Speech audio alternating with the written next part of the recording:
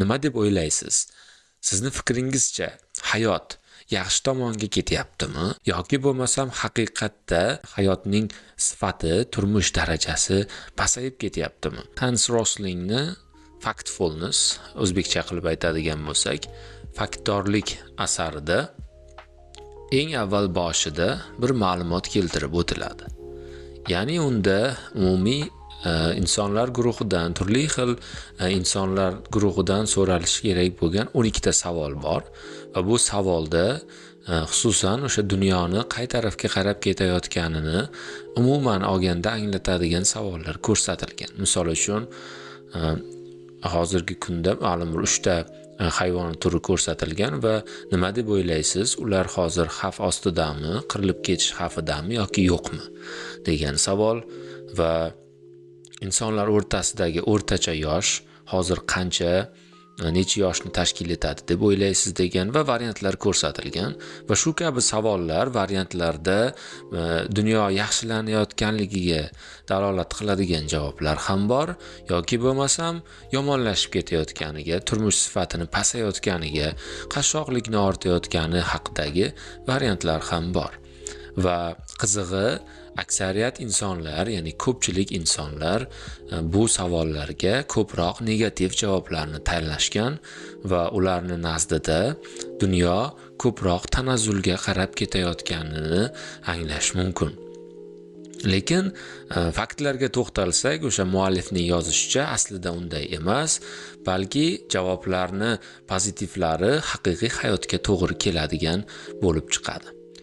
Va buni ilmiy tarafdan o'rganib ko'rganimizda ma'lum tadqiqotlarning natijasiga ko'ra bu jarayon deklinizm deb ataladi va bu jamiyat yoki muayyan institutning orqaga ketayotganiga va kelajakda yanada yomonlashishiga ishonish holati deb ataladi. Va bu holat kognitiv og'ish, kognitiv biasni o'zida ifodalab keladi. Bu nima degani? Ya'ni insonlar o'tgan davr mobaynida, hayoti davomida o'tib ketgan narsalarni yoqimli bo'lganini eslashadi va hozirgi hayot borgan sari yoqimsizroq, negativ ko'rinishga kelib qolayotgani haqida xulosa qilishadi.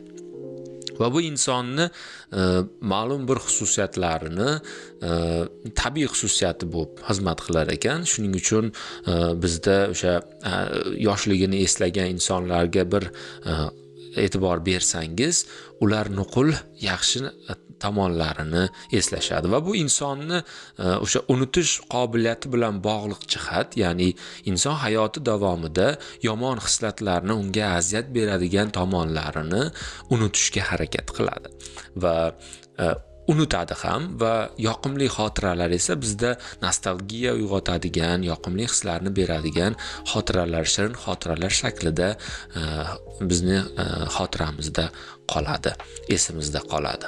Va shuning uchun ham keyingi bo'layotgan jarayonlar bizga xuddiki yomonlashayotgandek tuyulaveradi va kelajakka nisbatan ham xuddi shunday negativ ta'sirotlar uyg'onadi.